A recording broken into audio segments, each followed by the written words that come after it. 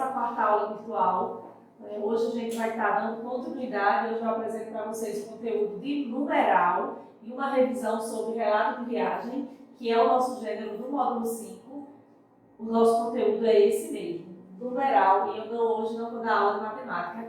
Essa é uma das classes gramaticais, por mais que a gente nomeie ela como numeral, todo mundo se assusta quando a gente está na aula presencial sobre esse conteúdo, mas aí vocês vão entender direitinho como usamos e como a gente faz parte aí do universo da matemática, trazendo ele para a nossa língua portuguesa, e como nas aulas de matemática o português também está bem presente. Então hoje a gente vai, como de costume, revisar o nosso gênero, que foi a aula passada, relato de viagem, a gente revisa o gênero textual e em seguida eu apresento para vocês numeral, que é o nosso primeiro assunto, né, da gramática no módulo 5, e agora a gente vai ver um pouquinho do que eu trouxe para vocês do conteúdo de relato de viagem.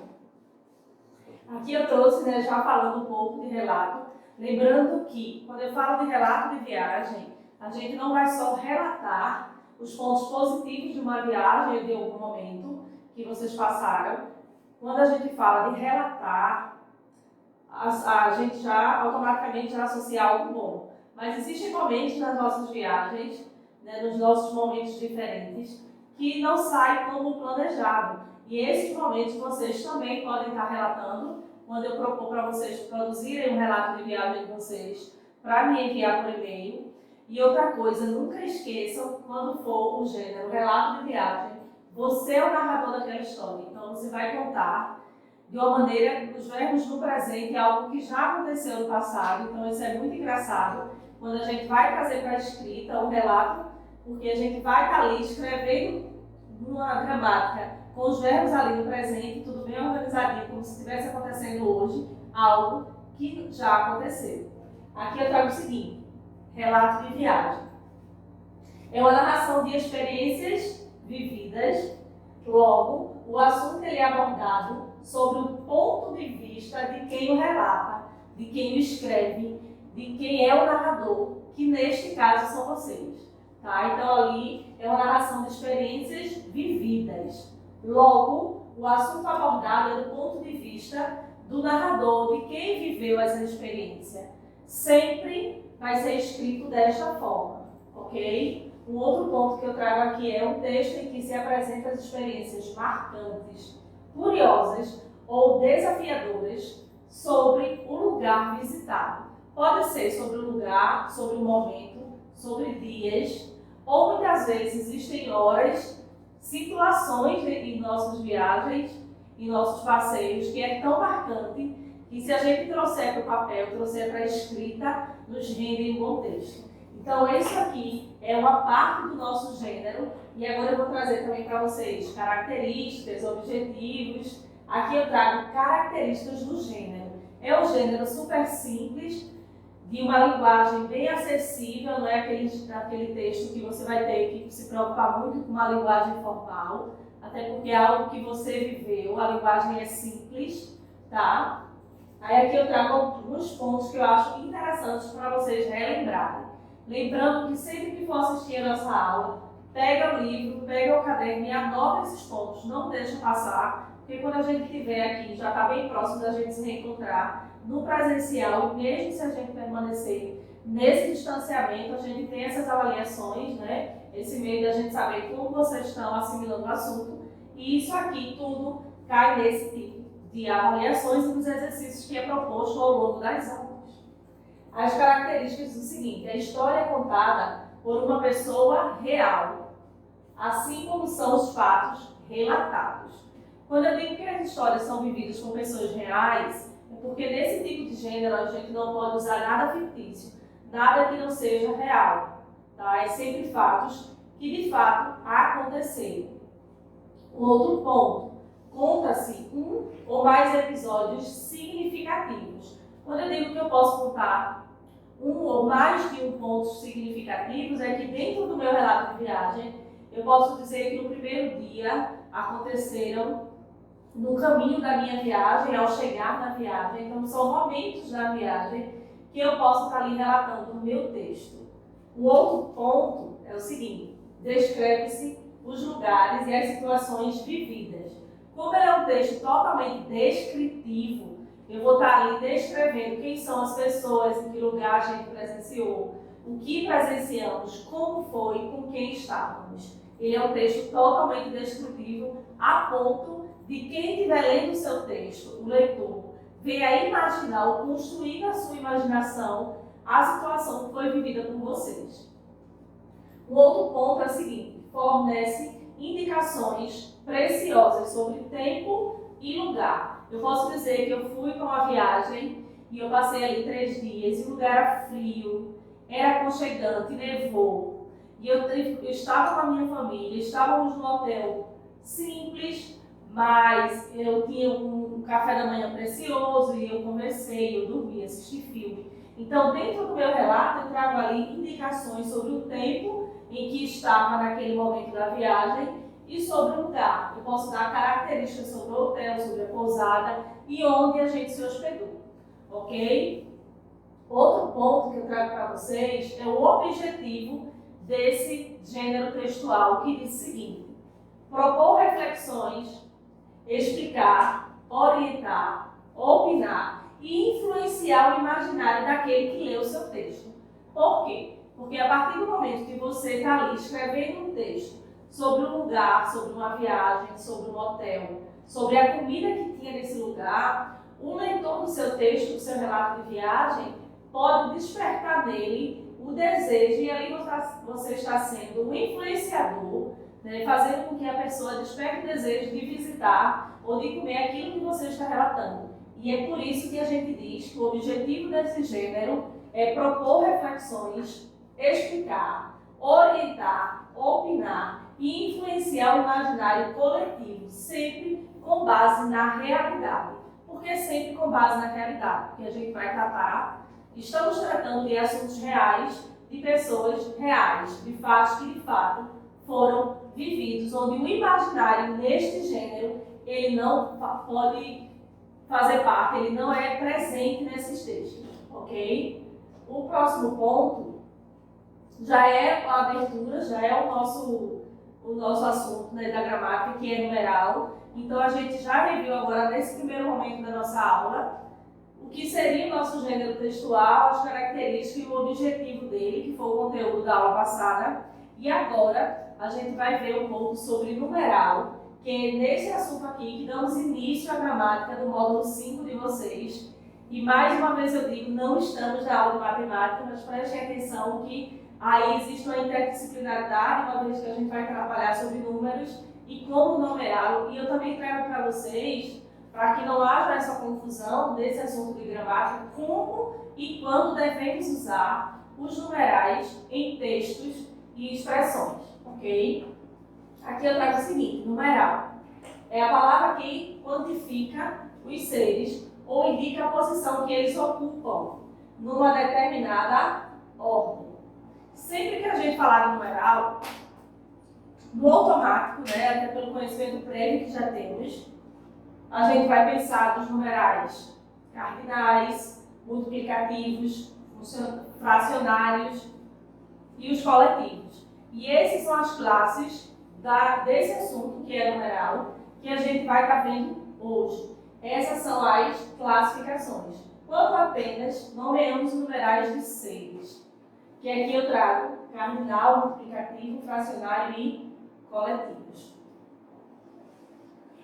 Aqui eu trago já para vocês verem como é simples esse assunto. A gente fala sobre o cardinal, que são os números mais usados, que desde os primeiros anos da escola a gente já faz uso desses numerais e muitas vezes a gente nem tem noção que ele se classifica com esse nome. Então os números, como aqui eu coloquei 1, 2, 3, 50, 100, 100 mil, todos os números até o infinito, né, eles são classificados como os numerais cardinais. São esses números que usamos aí para quantificar as coisas, tá? Para dar aí a quantidade. Quando indica a ordem que se ocupa numa série, o numeral é determinado de ordinal. Primeiro, segundo, terceiro, quinquagésimo, centésimo e milésimo. Tá? Então, essa ordem aí a gente se dá aos números cardinais. Agora a gente vai ver uma outra classificação, que são os numerais multiplicativos. Quando a gente fala dos numerais multiplicativos, automaticamente a gente já associa a multiplicação e aí é que vocês começam a confundir um pouco com a matemática. Tá? E é por isso que eu disse que aqui a gente vai ver quais são os numerais multiplicativos e fracionários e quando usá-los. Certo? E é aí que a gente se encontra, fica ali bem juntinho com a matemática. Os numerais multiplicativos exprimem aumentos proporcionais de quantidade, indicando números que são os múltiplos de outros. Quando eu falo os múltiplos, eu estou falando de dobro, triplo e quádruplo, e assim sucessivamente. Ao invés de eu dizer 2 vezes esse valor, 3 vezes esse valor e 4 vezes esse valor, a gente sabendo que ele é um número multiplicativo, a gente diz que eu ganhei o dobro, ele ganha o triplo e ele tem o quádruplo do meu salário em casa. Tá? Então é dessa forma que a gente faz uso na língua portuguesa dos números multiplicativos. Aqui embaixo a gente vai ver os números multiplicativos são o seguinte: proporcionam uma quantidade indicando os numerais que são multiplicativos de outro. Tá? Então aqui eu tenho o dobro, o triplo e o quádruplo. Certo? Agora a gente vai ver os numerais fracionários. Os coletivos. Perdão, troquei a ordem. Os numerais coletivos designam um conjunto de seres. Quando a gente fala de coletivo, a gente já logo associa com os substantivos coletivos, que quando a gente fala na questão do conjunto, né? Quando a gente fala de ilha, a gente lembra de arquipélago. Então é essa ideia aqui dos numerais coletivos. Vocês associando desta forma está correto. Diz o seguinte: designa um conjunto de seres e indica o número exato de indivíduos que compõem o conjunto. Quando eu falo de dezena, quinzena, dúzia, cento, milhar e milésimo. Quando a gente fala aqui, eu comprei uma dúzia de ovos, eu comprei um cento de banana. Então, esses são o emprego desses números coletivos, tá? Que muitas vezes a gente nem associa que os números ele têm essas classificações. E percebam o como ele é comum no nosso dia a dia. E é por isso que a gente também, na nossa gramática, estuda os numerais. Aqui tem alguns exemplos, e agora mais à frente a gente vai ver o seguinte: os numerais cardinais, as flexões dos numerais cardinais, que diz o seguinte: são os numerais que variam em gênero, são 1 e 1, 2 e 2. Os que indicam centenas de 200, centenas em diante. Essas aqui são as flexões. Quando a gente fala de flexão, é aqueles que têm ali essa flexibilidade que eles mudam, tá? Por isso aqui eu tenho 1 e 1, 2 e 2. Aqui eu tenho outros exemplos, e aqui eu tenho os numerais cardinais, como milhão, bilhão, trilhões. Variam em números como bilhões, milhões, bilhões, trilhões, até confundir, porque a gente não tem nem noção de quanto vale isso tudo, né? A gente nem chega a ver na nossa vida. Aqui variam os numerais em milhões, bilhões e trilhões. Agora aqui a gente tem os demais números cardinais, eles são invariáveis, ou seja, ele não tem essa flexibilidade como a gente tem nesses exemplos que eu apresentei para vocês. É um assunto super simples e agora a gente vai ver o seguinte: os numerais ordinários. A gente estava vendo nos numerais cardinais, agora a gente vai ver os numerais ordinais, que diz o seguinte: variam em gênero e número. Quando eu digo primeiro, segundo, isso aqui dá a ideia de ordem. Milésimo, primeiro, segundo de milésimos. Primeira, segunda de milésima e primeiras, segundas de milésimas. Essas são as variações de alguns dos numerais ordinais. O que é que a gente vem associar com os numerais ordinais? São aqueles que indicam a ordem. Primeiro da fila, segundo, terceiro e assim sucessivamente. E aqui eu trago as flexões desses numerais. Tá? Assim como a gente apresentou os cardinais, aqui eu trago dos ordinais. Os numerais, agora a flexão dos numerais multiplicativos, que são o seguinte: quando atuam uma função substantivas, fizeram o dobro do esforço e conseguiram o triplo da produção. Lembra lá no início da aula que eu disse que eu traria alguns exemplos para explicar para vocês como a gente faz uso desses numerais e nem percebemos de tão simples que são, não é? É um dos assuntos, acho, mais fáceis da nossa gramática.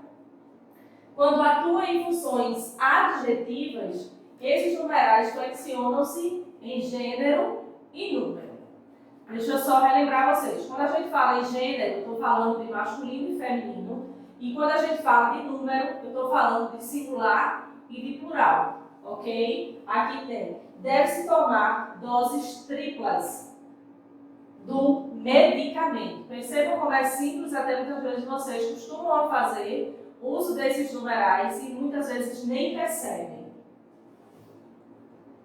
Os numerais fracionários flexionam da seguinte forma: em gênero, como eu falei, masculino e feminino, e quando a gente fala em número, é singular e plural. 1/3, 2/3, 1/3 parte, 2/3 partes. Percebam que aqui eu tenho uma flexibilidade dos numerais em gênero e em número, tanto do masculino para o feminino, quanto do singular para o plural. E aqui eu tenho outro exemplo, né, de como se flexionam os numerais coletivos, que são aqueles que dão a ideia de grupo. Flexionam em número, 1 dúzia, 2 dúzias. Só número, então quer dizer que eu faço o seguinte: ele não varia em gênero, né, do feminino para o masculino, do masculino para o feminino. Ele só muda em número, então quer dizer que ele só troca do singular para o plural. 1 milheiro, 2 milheiros. Então aqui tem alguns exemplos de algumas flexões dos números, tá? Que vocês, agora a gente vai ver o seguinte: o emprego dos numerais e como a gente faz uso dele na nossa gramática, na nossa escrita, para que vocês percebam como é simples.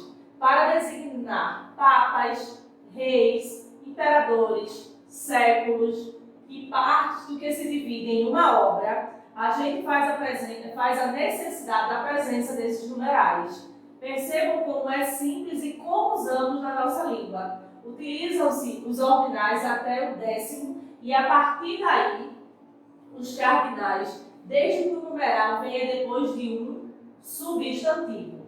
Lembrando que ele vem ali dando a ideia de quantidade, por isso ele vem depois de um substantivo, que é aquele que nomeia todos os seres, sendo eles reais e irreais. Aqui eu tenho o emprego dos ordinais e aqui eu tenho o emprego dos cardinais. João Paulo II, D. Pedro II, século VIII. E aqui eu tenho os cardinais, os exemplos, e é tanto que, para que vocês não tenham dúvida, né, nessa questão dos numerais aqui, eu coloquei do lado Luís XVI, século XX, e João 23. Tá? Então percebam como é presente, como é necessário e como usamos os numerais na nossa escrita e muitas vezes passa, de fato, desapercebido. Aqui usamos para designar papas, reis, imperadores, séculos e para dividir obras. Quando eu falo que é para dividir obras, eu falo de obras literárias. Muitos livros eu acredito que vocês já perceberam, na verdade, que algumas obras literárias, alguns livros que vocês já tenham lido, eles são separados por números, certo?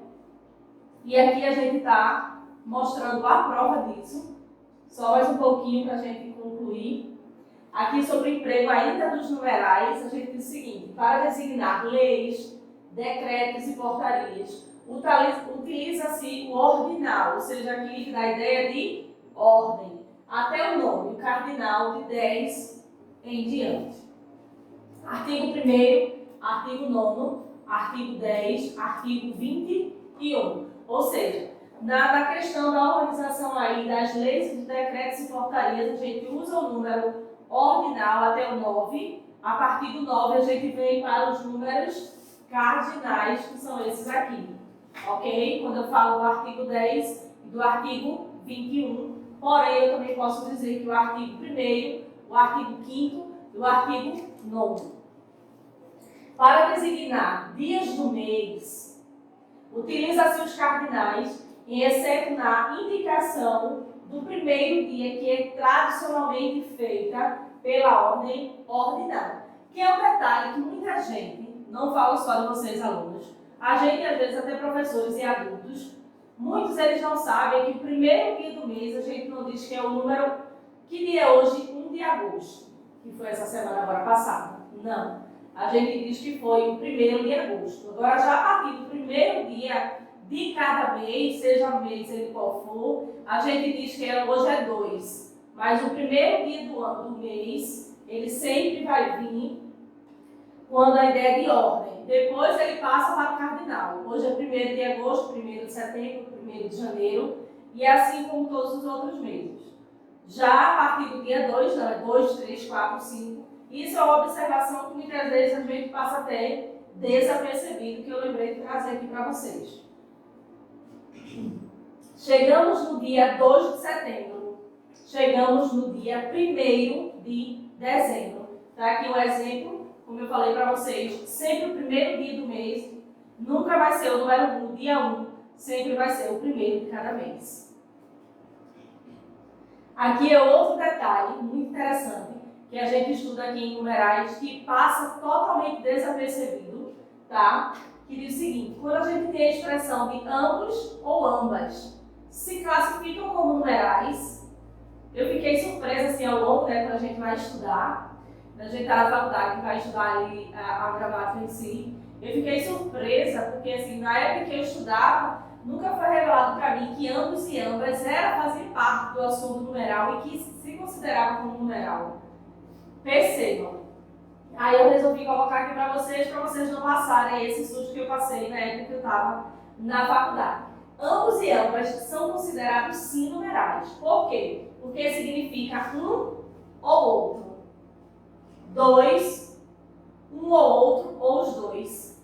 Ou um e uma, ou duas. Se eu digo que ambas, ou ambos, eu estou falando que é esse, ou um ou outro. Se eu digo que é um ou outro, então ele se classifica assim como numeral. É outra observação que eu trago dos numerais para vocês, é que ambas, sempre que tiver no enunciado ou alguma questão nesse ano, ou nos anos que estão por vir para vocês, sempre se classifica como numerais. São largamente empregados para retomar partes de seres ou os quais já se fizeram ou se faz referência. Para a gente não repetir que fulano, ciclano, que os dois, eu digo ambos, obrigado, ambos são amigos, para que aí o texto não venha ficar empobrecido, como eu sempre digo para vocês. Então, ambos e ambas fazem sim parte do assunto de numerais.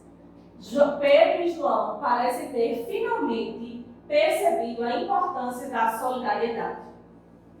Ambos, dá aqui um exemplo de como empregar, não é esse numeral, Pedro e João. Aí eu, em vez de eu repetir o nome dos dois, eu coloco ambos agora participam de atividades comunitárias em seu bairro. Se aqui fosse Maria e Carla, Maria e Joana, seja lá o nome que for de mulher, aqui seria ambas agora participam de atividades comunitárias em seu bairro. Perceberam como é? Porque o ambos e ambas significa um ou outro, ou os dois. A forma de ambos, os dois, é considerada enfática. Atualmente, seu uso é indicar uma afetação e sua artificialidade, tá? Nada de artificial, ele é fato. Quando eu digo são ambos, eu estou dizendo que são os dois, ok? Essa é outra parte que eu queria apresentar muito para vocês no nosso assunto. E agora a gente vai ver o seguinte. De acordo com o que a gente viu no nosso conteúdo, de numerais, mas como vocês podem estar acompanhando aí no livro, ali no módulo 5, a gente vai fazer agora, eu tenho essa atividade aqui sobre numerais para vocês. Eu vou estar lendo e vou estar explicando. E quinta-feira, no nosso encontro remoto, a gente lembra que a gente está assistindo a aula hoje, segunda-feira, você tem terça e quarta, e quinta pela manhã, até que porque o encontro do sexto ano é às 16 horas, até se você deixar para fazer essa atividade na quinta-feira, ainda vai dar tempo. Quinta-feira, no nosso encontro remoto, a gente vai estar corrigindo, ali já que é um encontro ao vivo e está todo mundo na sala, a gente vai estar corrigindo essas atividades do nosso encontro remoto, ok? Então, a primeira questão que vocês vão estar anotando no caderno, eu não quero no caderno só as respostas. Mais uma vez eu digo isso para vocês, eu quero perguntas e respostas. Complete com numeral conveniente. No dia do mês de setembro, proclamou-se a República do Brasil. Qual foi o dia da proclamação da República? Aí você vem e coloca aqui o numeral conveniente. Quando eu digo que é o numeral conveniente, é aquele que se adequa perfeitamente àquilo que está sendo perguntado. Na segunda questão que a gente vai ver agora, diz o seguinte: escreva por extenso os numerais. Rodrigo e Rafael fizeram pontos no jogo de basquete. Aqui eu tenho o numeral que você vai escrever por extenso, ou seja, escrever de modo cursivo, aqui o número 16. E assim você vai fazendo até a letra G da segunda questão. Na terceira questão diz o seguinte: classifique os numerais sublinhados em cardinal, ordinal, multiplicativo e funcional. Só que deixa eu mostrar para vocês. Eu não grifei, então eu vou estar deixando agora. Você dá uma pausazinha aí na sua aula, porque eu vou estar agora grifando os numerais para vocês. Ok? Aqui é terço, aqui é segunda, aqui é o dobro, aqui é 6, aqui é metade, aqui é 50 e aqui é décima. Pronto, é essa forma aqui que vocês vão copiar no caderno de vocês. O seguinte: classifique os numerais sublinhados em cardinal, ordinal, multiplicativo ou fracionário. De acordo com a aula que a gente deu, mais o que tem no livro de vocês respondem essa atividade super fácil, tá? Os numerais grifados são esses aqui que eu marquei. Então, para essa imagem aqui, que essa é a parte boa da aula virtual, que vocês podem voltar e assistir quantas vezes quiserem e respondam as atividades. Deixa eu só apagar aqui rapidinho. E agora, lembrando que a aula passada foi sobre relato de viagem e eu não passei a atividade no livro para vocês, hoje, no sexto ano, eu tenho a atividade no caderno, apenas três questões sobre numerais, mais essa atividade aqui do livro, sobre o nosso gênero textual, que é da página 180 a 184.